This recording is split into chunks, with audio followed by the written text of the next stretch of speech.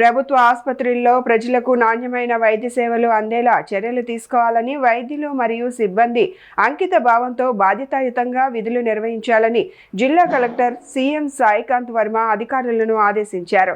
గుంటూరు ప్రభుత్వ సమగ్ర ఆసుపత్రిని జిల్లా కలెక్టర్ ఆకస్మికంగా తనిఖీ చేశారు. ఈ సందర్భంగా వైద్యులు సిబ్బంది హాజరు పట్టికను పరిశీలించి విధుల నిర్వహణ షిఫ్ట్ల వారీగా అందిస్తున్న సేవలపై ఆరా తీశారు. అనంతరం ఆసుపత్రిలోని plastic surgery, general surgery, paediatric, orthopaedic, కానూరి, జింకనా, ప్రసూతి ward, Natco cancer out patient బ్లాక్తో పాటు నర్సింగ్ డ్యూటీ రూమ్ను పరిశీలించారు. భోజనం సక్రమంగా అందుతుందో వంటి అంశాలను తెలుసుకున్నారు.